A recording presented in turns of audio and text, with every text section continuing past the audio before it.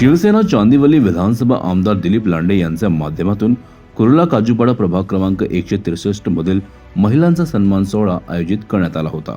या सन्मान सोहळ्यानिमित्ताने विभागातील महिलांसाठी हळदी कुंकू समारंभ आयोजित करण्यात आला होता।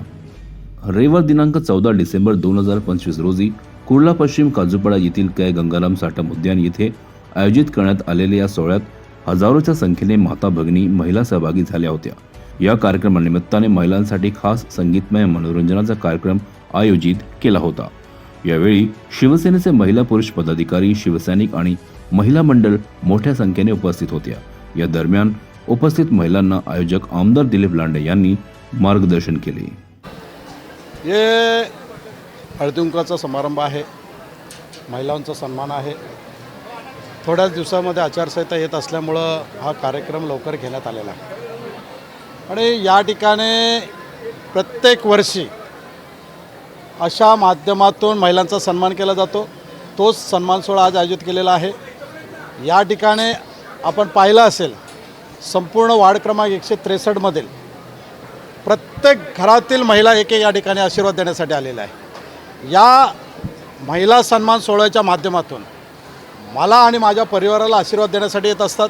एका विश्वासाने सर्व समाजातील, सर्व प्रांतातील, सर्व माझ्या आया बहिणी या ठिकाणी आशीर्वाद द्यायला आलेल्या आहेत। आपण पाहिलं असेल की मैदान पूर्ण भरून पाठीमागचा जो पॅसेज आहे तो पण भरलेला आहे। महिलांना उभं राहायला जागा नाही आहे। एवढा विश्वास, एवढा आशीर्वाद माझ्या परिवारावरती आहे। कैसा है ये चैलेंज कुछ नहीं है। मैं सैनिक हूँ। सैनिक तो हर वक्त, हर पल युद्धासाठी तयार असतो। तेव्हा निवडणूक असो या युद्ध असो, याच्यासाठी सैनिक हमेशा तयार असतो। त्यामुळं येणारी महानगरपालिका निवडणूक असो या यानंतर अजून कुठल्या निवडणुका येऊ, आम्ही कार्यकर्त्याच्या ताकदीवरती, पदाधिकाऱ्यांच्या मार्गदर्शनाने आम्ही कुठल्याही निवडणुकीला ताकदीने सामोरे जात असतो।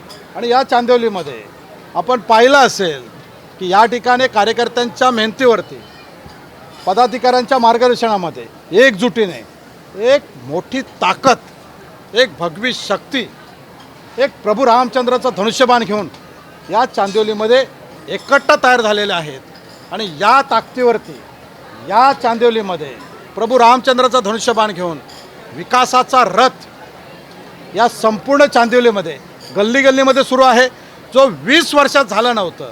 20 वर्ष फक्त धार्मिक भावना, प्रांताच्या भावना, इस्लाम खतरे में है, ऐसे लोगों को कह के वोट मांगा, लेकिन ना इस्लाम का भला हुआ, ना चांदिवली का हमारा विकास हो गया। परंतु या 2019 नंतर या चांदिवलीतील लोकांनी सनातन धर्माचा भगवा ध्वज, प्रभू रामचंद्राचा धनुष्यबाण हा घेऊन ज्यावेळे विकासाची संधी दिली, त्यावेळे जे 20 वर्षात झालं नव्हतं, 4 वर्षामध्ये या चांदिवलीचा विकास चांदीसारखा चमकण्यासारखा केलेला आहे। प्रत्येकाच्या हृदयात बसेल अशा पद्धतीने केलेला आहे। असाच विकास पुढे करत राहणार आहे। आणि लोकांच्या ज्या अपेक्षा आहेत, स्वतःचं घर असेल, जे गेले 20 वर्ष मिळालं नव्हतं तेही घर देण्याचं काम केलेलं आहे।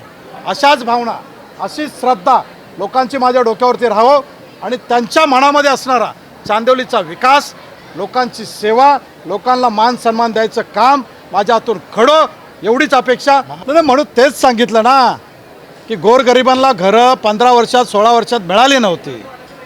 ती 3200 घरं पहिली दिली। काल क्रांतीनगर, संदेशनगरच्या 200 लोकांना लॉटरी काढली।